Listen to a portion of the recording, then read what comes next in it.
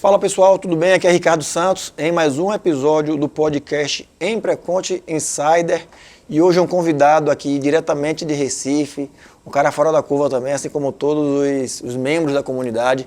Hoje estou com o Igor Andrade, ele vai falar sobre a trajetória dele, beleza? Então é isso aí. Igor. E aí, Ricardo? Tudo bom, cara? Obrigado por ter aceitado esse convite. Obrigado pelo convite. Vamos ter uma conversa aqui descontraída e você vai contar a sua história, sua trajetória, da sua empresa, sua também, claro. Vamos embora. Tá? E o que você achar necessário também. Beleza?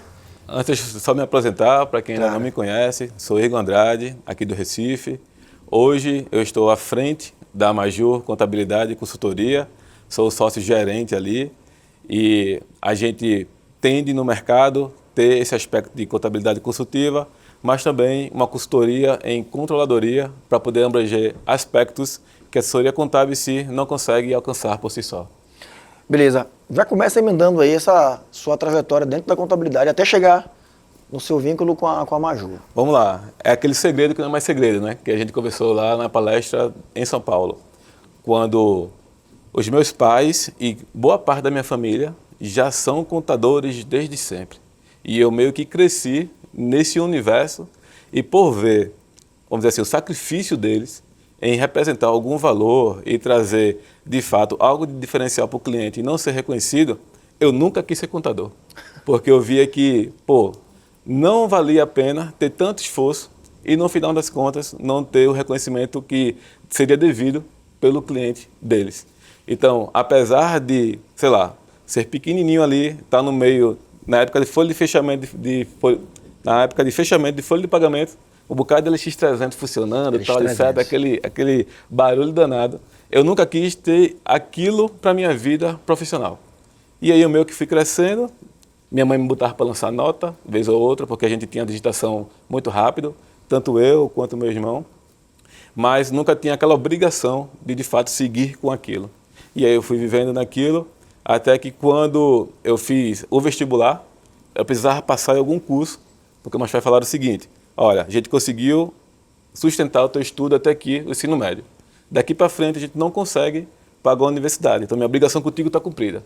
Daqui para frente é tu que faz o teu futuro. Isso é bom.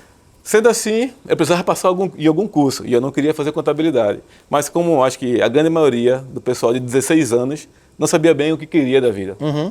E aí eu fiz o curso de geografia, porque eu pensei que geografia, aqui eu passo.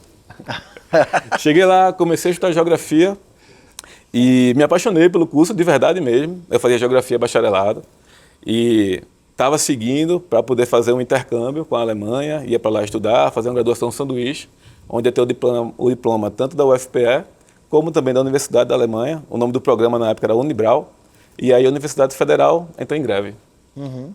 E aí, como teve a greve, eu não estava estudando, estava mais ou menos ali com uns 18, 19 anos já, precisava fazer alguma coisa para levantar algum dinheiro, por ainda estar ali pelo terceiro período de geografia, não tinha como ter uma bolsa de estágio, e aí meus pais na época precisavam de um boy de escritório, entregar documento, fazer uma coisa ou outra, estar na rua entregando alguns serviços, e eu falei, então me dá essa vaga aí, em vez de pagar a pessoa de fora, deixa ser o boy de vocês.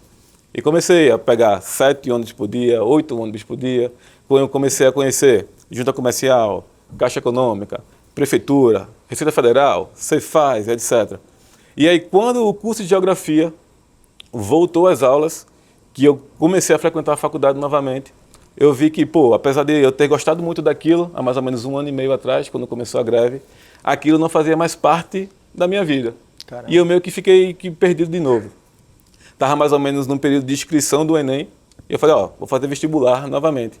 E aí eu fiz o vestibular para o Enem, tirei uma nota boa, e com isso eu consegui uma bolsa do ProUni na faculdade de Boa Viagem. Na época era mais ou menos 2012, a faculdade de Boa Viagem era em torno de R$2.000 a mensalidade, algo Caramba. assim. E assim, diante da situação financeira da minha família, meus pais jamais conseguiriam pagá-los. E aí o programa do ProUni me inseriu lá na turma e eu comecei a estudar contabilidade sem muito saber o que de fato eu ia fazer. Porque se eu pegasse todo aquele passado que eu tinha como feedback das coisas que aconteciam no escritório contábil, eu não queria aquilo para a minha vida. E aí as coisas foram acontecendo. Quando eu conheci a cadeira de controladoria e contabilidade tributária, eu vi que existia um universo que ia além do que o escritório dos meus pais comumente fazia, dos meus tios, tal, etc. E ali eu comecei a me interessar. Fiz pré-seleção para Big Four, comecei a trabalhar com auditoria, não passei de imediato nas Big Four, mas fui trabalhar em outra empresa que era tão grande quanto elas. E ali comecei a trabalhar com auditoria, tal, etc. Mais ou menos no último período da faculdade eu descobri que ia ser pai. E aí, me lasquei agora, né? E aí eu pedi demissão daquele emprego de auditoria que eu tinha, porque eu viajava bastante e tal, etc. E uma das coisas que eu tinha como premissa é que eu tivesse mais tempo com minha filha, com minha esposa, etc. E aí, a partir disso, eu cheguei para meus pais e falei, olha, estou me formando aqui em contabilidade, eu posso empreender no negócio de vocês? Porque, assim, eu pedi demissão, vocês estão me pagando um salário. Na época eu fiquei, como dizer assim, um assistente fiscal dele e fazendo serviço de rua também. E aí eu preciso trazer meus clientes. E quando eu fui trazendo os clientes, eu percebi que ganhar um dinheirinho a mais era muito bom, né? Então eu peguei um cliente, o segundo cliente, o terceiro cliente e tal, etc. E dali para frente tudo que eu fiz me trouxe até aqui agora. Agora eu estou na frente do escritório. Quando foi ali mais ou menos de 2019 para 2020, meu pai saiu, foi trabalhar com o empreendimento dele. Eu fiquei basicamente com a minha mãe. E aí 2020 e 2021 teve pandemia, então eu foquei em não morrer. E dali para frente, 21 para 22 eu comecei o mestrado, e 23 para 24 eu defendi minha dissertação, e de 24 para frente eu estou de fato focado 100% no crescimento da Maju. Beleza. Então hoje, vamos dizer assim, a gente deixou de ter a pegada de escritório em si, e começou a ter uma pegada muito mais de empresa, de ter processos, de botar pessoas, de instituir e buscar o crescimento como um todo. Então essa é mais ou menos a minha história na contabilidade até hoje. Em qual semestre ou ano você percebeu que você tinha realmente ficado na contabilidade? Que eu percebi que era para eu empreender, Que era, você, ou que era aquilo que eu queria? Que é aquilo que você queria. Quando eu comecei a cursar a cadeira de contabilidade tributária. Mais ou menos sexto semestre, sétimo período. Quinto período, mais ou menos ali, quinto para sexto período. Eu conheci um professor muito bom aqui de Recife, que é o professor Flávio Cesário. Cesário, para mim, e assim, eu tive poucas oportunidades de encontrá-lo após a graduação, mas Cesário, para mim, se ele estiver vendo isso em algum momento, ele foi um grande mentor. Por quê? Flávio Cesário, ele trazia uma inquietação que era um pouco do que eu tinha em mim, de não aceitar as coisas só porque os clientes falam que tem que ser daquela forma. E aí ele trazia, vamos dizer assim, uma interpretação da legislação com um artifício tributário para que você tivesse alternativas de planejamento. Isso aí um pouco do escopo daquilo que estava sendo comum ser entregue nos escritórios contábeis de forma geral da época. Então, o Cesário, ele trouxe o primeiro, vamos dizer assim, o primeiro sentido embrionário do que seria um planejamento tributário. Ele trouxe questões onde a gente apurava na mão o Simples Nacional de fato. Ele flertou ali como a gente podia fazer uma mini auditoria nas empresas do lucro presumido e do lucro real. Para você ter uma noção, ele botava o resultado final do fechamento do balanço ou do valor final da nota fiscal. E a gente tinha que fazer o cálculo reverso para encontrar o valor do produto, por exemplo. Ele botava lá o lucro que deu lá no lucro real da apuração do balanço da prova dele, e a gente tem que fazer o cálculo reverso, inclusive encontrando custo de mão de obra, custo de salário e assim sucessivamente. Bacana. Então, assim, as cadeiras que eu paguei com o Flávio Cesário fez com que eu começasse a chegar com a contabilidade uma visão que, eu posso ser um cara estratégico para as empresas e não esse cara que é remunerado de uma má forma, feito eu estou acostumado a ver. Entendeu? E aí, como foi levar isso para dentro da Maju? Ainda é um desafio muito grande. Mas lá na época era bem maior. É bem maior. Porque assim, vamos lá. Primeiro ponto. Quando eu estive à frente de fato do escritório, que começou a ser mais a minha cara, eu tive uma entrave muito grande de mostrar, principalmente para os clientes mais antigos que me viram criança, que eu tinha uma determinada autoridade em um determinado assunto. Então, por exemplo, existem clientes ainda hoje na carteira que eu posso ser PhD, ele vai me ver como filho da Marlene. E não é menosprezando minha mãe, nada do tipo. Mas é porque não há, vamos dizer assim, talvez na cabeça dele ainda, a relevância do profissional que aquele garotinho ali pode ter se tornado. Também começar a explicar aos clientes que, olha, agora a gente não funciona mais assim. A gente fazia aquilo porque era outra época. Mas agora o sistema mudou, a abordagem mudou, os cruzamentos mudaram. Então isso não faz mais parte do nosso escopo de assessoria. A gente pode vir a fazer, mas é um serviço de consultoria, de fato. Então, assim, é muito mais fácil você impor esses limites e esses novos processos para pessoas que são novas, que estão chegando, do que, de fato, aquelas pessoas que já estão, sei lá, tem clientes lá que estão há 20 anos na casa. Essas pessoas mais antigas, elas entenderem que o sistema ali da nossa empresa mudou, é um entrave muito grande. Então, vamos dizer assim, querendo ou não, eu passei por um caráter de sucessão. Sim. E esse processo de sucessão ainda tem entraves que existem algumas barreiras que eu não consigo transpor.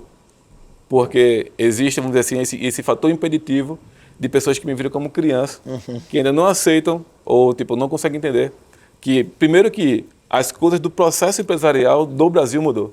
E segundo, que agora essas coisas também estão passando através das diretrizes que sou eu que planejo. Já aconteceu alguma situação de cliente, isso eu já vi em outro escritório, tá? Meio, vou lá falar com seus pais, que são donos do escritório, que o Igor, poxa, o Igor tá fazendo isso aqui e tal. Acontece. Existem clientes que, vamos lá, eu planejo tudo, construo toda a abordagem e quando vou me reunir, eu chamo Marlene, mamãe, vem cá participar da reunião. E aí Marlene valida tudo que eu falei e a partir disso ele acredita. Se eu me reunir só com ele, ele liga para Marlene e fala, seu filho está falando isso aqui, posso seguir? Ela, oxe, é ele que faz, entendeu? Então, assim, tem esse entrave ainda que é um desgaste muito grande.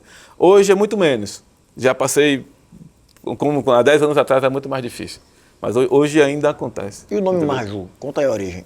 Vamos lá, o nome Maju. Não é um nome... Não é um nome comum. Comum para a escritório de contabilidade. Não é um nome comum. E tem um fato interessante nesse nome, que a gente tem um cliente lá, que ele é alucinado por essas questões de decifrar siglas, tal, etc. Principalmente se ele perceber que tem alguma familiaridade com algum tipo de cultura. Então, tipo, ele falou que passou de sexta a domingo pesquisando em livros antigos de cultura havaiana, tal, etc., de onde viria o significado da Maju. E minha mãe falou para ele o seguinte, bicho, tu tivesse ligado para mim, eu já te diria, porque tu não vai encontrar isso em lugar nenhum. Porque Maju simplesmente é a sigla inicial, com toda a parte iniciais, quer dizer, é a sigla com todas as partes iniciais dos nomes da minha família. Então, Mar é de Marlene, Ju é de Andrade, meu pai, ele é Júnior no final, Sim. E o H é Igor e Humberto, que é o meu irmão. Aí minha filha até brinca, você tem que botar um M agora no final porque eu cheguei e tal, etc. Então, assim, Maju vem da junção das iniciais da família. E não é um nome comum, obviamente, para escritório contábil, mas é um nome que, por representar toda a história, vamos dizer assim, de luta dos 4 principais, vamos dizer assim, da minha organização familiar, a gente preferiu deixar... É um nome bonito. É um nome bonito. Ele não é um nome que soa pesado, é um nome leve. Inclusive, hoje nos dias de tecnologia, tem essa tendência de botar o nome ali, que parece, ele lembra o nome feminino. Isso, Maju. Exatamente. E geralmente nome de IA é o nome feminino. Pronto, tem cliente que fala já com minha mãe o seguinte, Dona Maju, não sei o quê, tá, etc. Então, assim, a gente já teve essa ideia, inclusive, de fazer um robozinho ali, Maju, tá, etc. Uma mulherzinha, assim, tipo tem Magalu também, entendeu? Algo do tipo.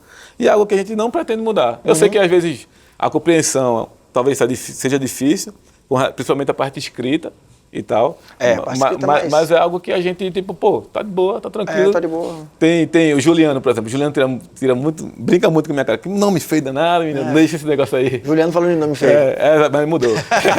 Agora, tem 2 meses que ele mudou de nome. Ele passei pelo rebelde. Ele passou 30 anos com o nome só, agora tá tirando onda com a cara dos outros. Pois é. E aí, Igor, o lado interessante, seus pais. Meus pais. Como é que seus pais aceitam agora que Igor... De boa demais. De boa. Tranquilo. Não teve nenhum tipo de conflito? Nunca teve conflito? Teve muito conflito no começo.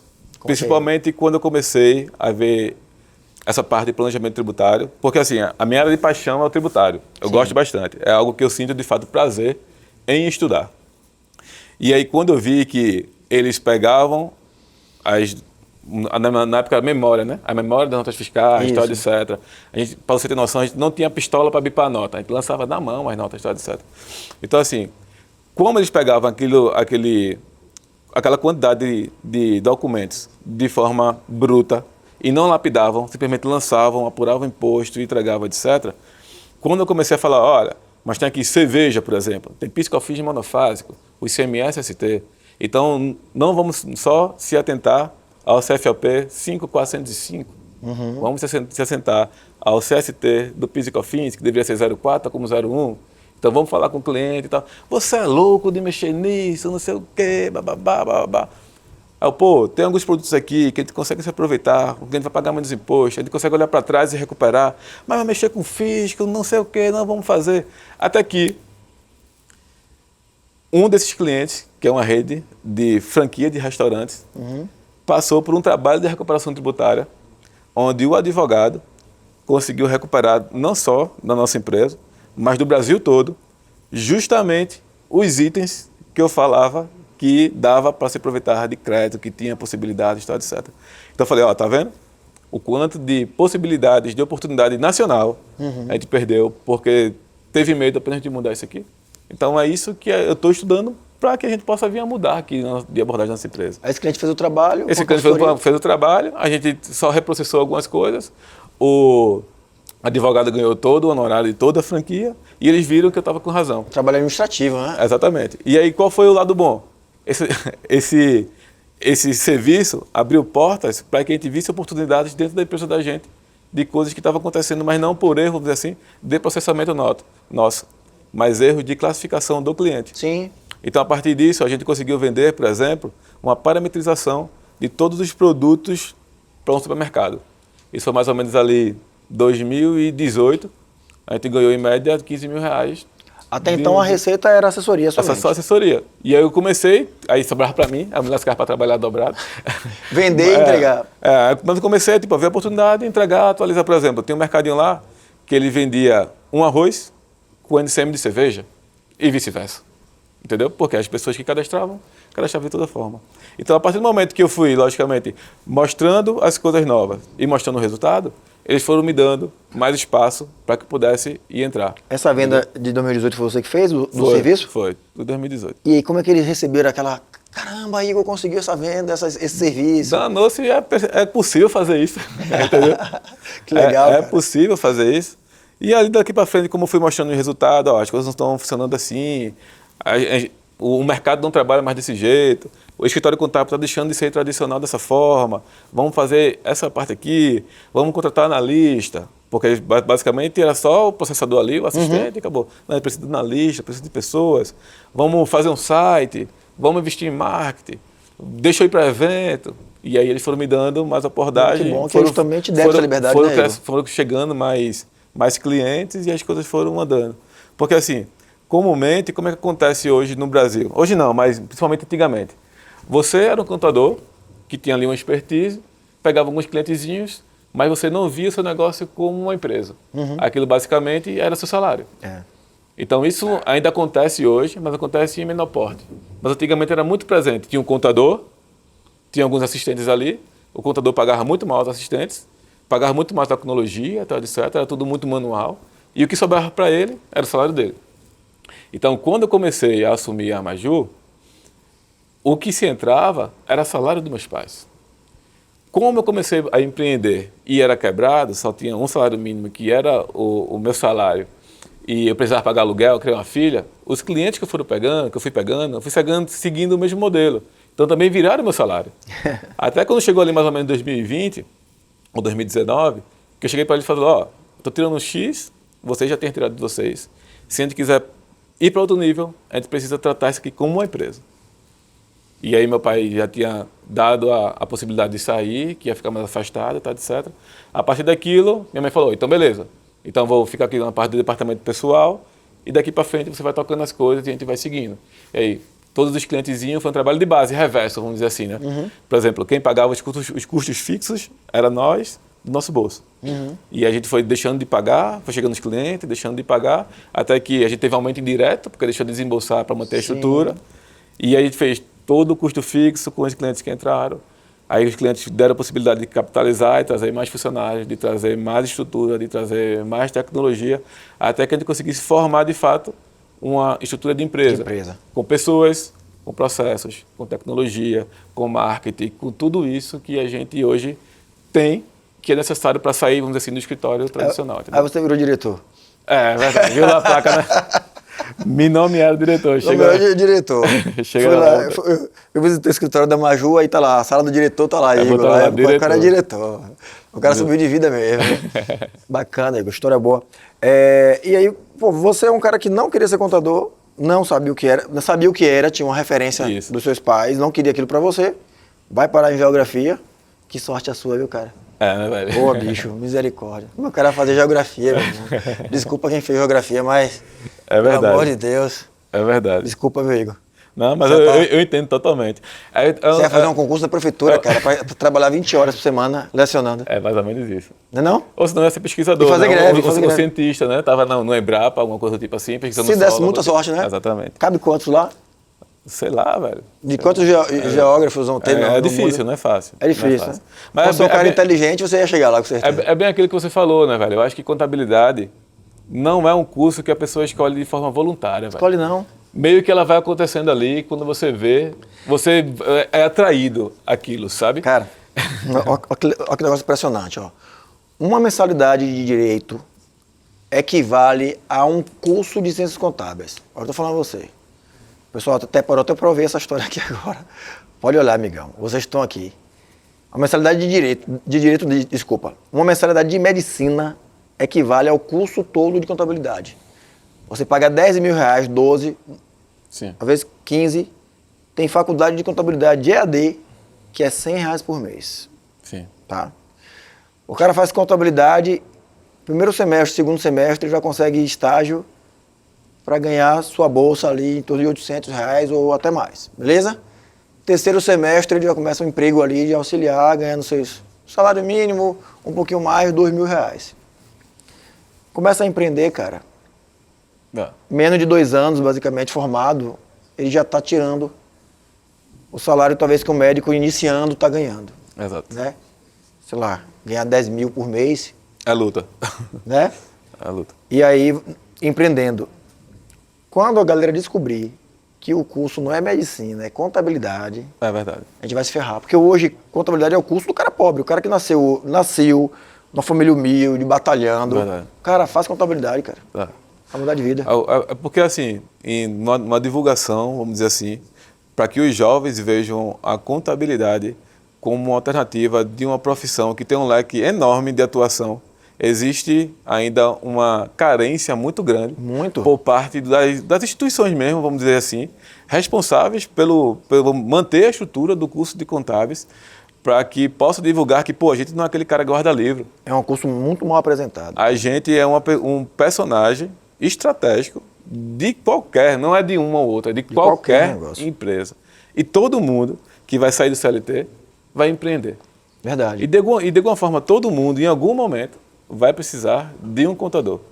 Mas a gente é visto na sociedade, ainda, aquilo que eu falei na palestra, ainda com aquela dicotomia de percepção entre como, aí eu na palestra eu usei empresários, mas eu trazer aqui sociedade. Existe uma dicotomia muito grande na percepção de como a sociedade vê o contador e como o contador, de fato, pode vir a se mostrar. Então a gente peca muito nesse, vamos dizer assim, nesse brand social. Verdade. Entendeu? De como a gente pode atuar, o que a gente pode fazer.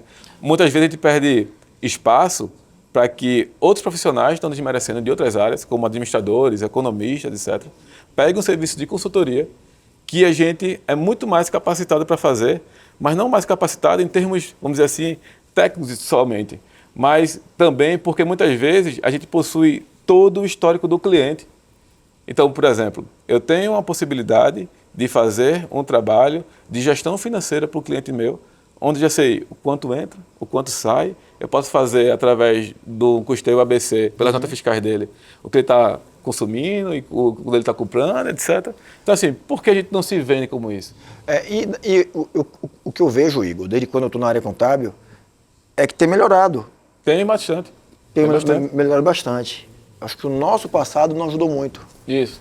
E aí, isso de uns 10 anos para cá, melhorou muito. Claro que as oportunidades para o contador no passado de ser remunerado eram melhores que hoje. Hoje, para você ganhar muito mais contabilidade, tem que ser muito mais preparado como empresário contábil, e não é mais aquela coisa do... Antigamente o contador fazia algo errado no livro ali para ele ser cruzamento, não tinha, quase não tinha. Isso. Você tinha que ter um auditor batendo na sua porta para pegar um livro, um auditor manualmente para identificar. Quando dava uma bronca muito grande. Era e um muito incêndio. grande. Exatamente. Só que e o incêndio. Só que hoje é muito mais fácil você trabalhar como contador, porém existe o fisco também muito mais preparado, né? Isso. Então, você falhar aqui hoje, com certeza, 15 dias depois ali vai estar uma pendência para você. E tem um problema muito grande, é porque com esse, vamos dizer assim, romantismo de empreender, muitas pessoas estão queimando etapas. Uhum. Por exemplo, eu comecei a empreender logo que eu me formei, mas que eu tinha uma bagagem dentro do escritório contábil muito Sim. grande. E assim, eu tinha, querendo ou não, meus pais, meus tios de back office para poder me estruturar da forma técnica. Então isso me ajudou bastante a começar já empreendendo. Mas as pessoas, às vezes, nunca abriram uma empresa, nunca fez uma apuração fiscal. E já começa a botar a cara que é empreendedor, sou contador e estou com o meu escritório. E aí, vamos lá, vai aprender, vai seguir, mas vai quebrar a cara, vai levar muita multa, vai ter muita penalidade. E, em contrapartida também, vai, vamos dizer assim, acabar deixando no mercado uma sensação de ruído para a profissão, porque vai acabar cobrando mais barato para poder se inserir em algo que ainda não está preparado para poder entregar, entendeu? Acontece isso mesmo, perfeito.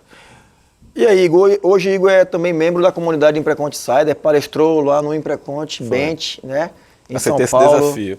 Aceitou esse desafio de palestrar, uma palestra bacana. E a gente revelando aí mais contadores comuns que fazem algo extraordinário, que é o nosso propósito. Igor, conta aí um pouco sobre como você chegou no Impreconte, como conheceu. O Impreconte, eu tinha acabado de finalizar minha dissertação no mestrado. E como eu te falei, eu estava buscando como agora eu vou focar 100% na Major e trazer coisas novas, para poder de fato estruturar como uma empresa. E aí, velho, rolando feed no Instagram, eu vi um anúncio seu. Você abriu a câmera em algum momento ali para o Salvador. E aí, pessoal, vai rolar aqui um evento Impreconte, algo do tipo. E apareceu de forma insistente no meu feed, sabe? Aprender, galera, tem que aprender, viu? Esse bicho fez um tráfego muito direcionado. Mas quando eu parei para ver o anúncio na sua íntegra, o slogan me pegou, velho. Que é justamente o slogan que fala contadores comuns que fizeram algo extraordinário. Aí eu pensei, bem, vamos unir o útil ao agradável. Estou querendo ir para um evento. O evento é em Salvador. Se esse cara aqui, que eu nunca vi na minha vida, for um mentiroso, pelo menos eu estou em Salvador. E aí, tipo, não vou perder a viagem. Falei com uns amigos meus e nós fomos para lá, para o seu evento. E aí, assim que eu cheguei no Impreconte, a gente começou as palestras, etc. E eu acho que foi na primeira ou na segunda palestra do primeiro dia, isso em 2023, que teve uma dinâmica onde a pessoa, não lembro a palestrante na hora, pediu para fechar o olho e fazer algo lá e tal. E assim, não sei se foi o Axé da Bahia, algo do tipo, mas eu senti logo no início que aquilo não seria um evento comum, em comparação a outros eventos que eu já tinha ido, que só era firula e venda. E aí, juro a você, durante os 2 dias do evento, eu vi todas as palestras. Em todas as palestras, de fato, eu anotei tudo. Eu acho que eu não cheguei a falar com você no evento. Não. Eu falei com você depois, pelo Instagram mesmo, depois Isso. que você me abordou lá, etc. A gente conversou bastante. Mas, quando... o evento foi no final de semana, né? Segunda-feira, quando eu cheguei na Major, eu e o Gustavo, que estava lá comigo também, a gente fez um brainstorm, vamos dizer assim, trouxe lá os pontos que os dois tinham anotado, viu que de fato fazia sentido para a nossa operação e botamos em prática. E eu digo a você que o Impreconte 2023, no planejamento estratégico da Major para 2024, foi um fator decisivo para que te desse uma virada de chave. Teve lá questões também que eu comecei a lhe seguir, comecei a ver suas aulas gratuitas de marketing, tinha lá as lives que você abria, muitas vezes estava lavando prato aqui, você estava na live aqui, bicho, faz um Google Meu Negócio, bota aí em Recife no site. Isso mesmo, e aí eu comecei, já tem um site, vou botar aqui em Recife. E os leads foram começando a apresentar. Então, assim, não é missa de corpo presente, porque você está aqui, isso eu falo para todo mundo, velho. O Impreconte foi um evento onde foi uma virada de chave para que minha empresa conseguisse alcançar os níveis que a gente está hoje. E dificilmente, se não fosse o Impreconte naquele momento, eu conseguiria achar um evento que conseguisse entregar de forma prática conteúdos que fossem tão relevantes para eu conseguir colocar no dia a dia da minha operação. E não é só a relevância do conteúdo em si, mas como os conteúdos são passados. Verdade. Que é passado de uma forma simples, a gente vê que de fato não são estrelas que estão ali. Isso. mas são pessoas que vieram, vamos dizer assim, muitas vezes de onde a gente veio e estão alcançando coisas extraordinárias através apenas de processo, dedicação e paixão por aquilo que faz. Por exemplo, o IMPRECONTE hoje não seria da magnitude que se apresenta se você não tivesse a paixão por aquilo que você faz. Com certeza. Então, todo mundo que está ali, a gente percebe de forma clara que coloca o coração. Então, é como o Ademir argentino fala, o IMPRECONTE hoje, eu não falto nem doente. Então, já está ali na minha programação de novembro, fazer parte. E você que ainda não foi, vá. Se é de Recife e quer ver uma palhinha de como funciona lá em novembro, aqui em setembro vai ter uma versão dele, um pocket, mas que já dá um brief muito grande de coisas extraordinárias que acontecem nesse evento. E além disso, você vai palestrar esse ano, né? É verdade. Outra missão. Outra missão. Bom, galera, a gente está chegando aqui ao fim, tá? Dessa conversa. Claro que o tempo é curto, é pouco, mas com certeza a gente teremos em breve mais conversas com o Igor. O Igor faz parte da comunidade. E a comunidade IMPRECONTE Insider foi lançada em novembro, no último IMPRECONTE. Se você quiser saber mais aí, eu vou deixar algumas informações logo aqui embaixo. E esses episódios são gravados com membros da comunidade. Beleza? Então, galera, é isso aí. Deixa o convite novamente, 25 e 26 de setembro, em Recife, no Hotel Marante Plaza. Serão 2 dias de conteúdos. Não é um evento, é uma imersão. A gente entrega de verdade, porque a gente já passou a dificuldade que você passou. Eu entendo que não dá para perder tempo. Não dá para ir para lugares achando que vai aprender e ter gente ali que não entrega, tá de firula, com dancinha no palco, brincadeirinha. Chega disso, dá para ganhar dinheiro entregando sim conteúdo de verdade pro pessoal. Tá? Eu não sou contra o dinheiro, pelo contrário, eu gosto muito de dinheiro sim, eu gosto de vender, mas eu gosto de entregar também e valorizar o tempo das pessoas. Então é isso aí, espero você em setembro. Igor, valeu, abraço. Valeu, pelo convite. Valeu. Obrigadão. Mais.